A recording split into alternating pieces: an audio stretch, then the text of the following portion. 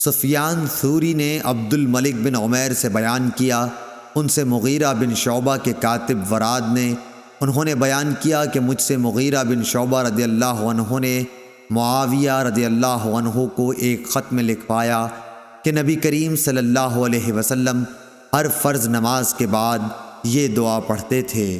ترجمہ: اللہ کے سوا کوئی لائق عبادت نہیں اور اس کا کوئی شریک نہیں، بادشاہت اس کی ہے اور تمام تعریف اسی کے لیے ہے، وہ ہر چیز پر قادر ہے۔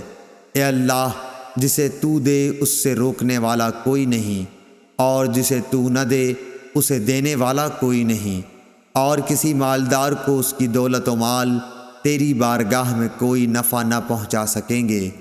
شعبہ نے بھی عبد الملک سے اسی طرح روایت کی ہے۔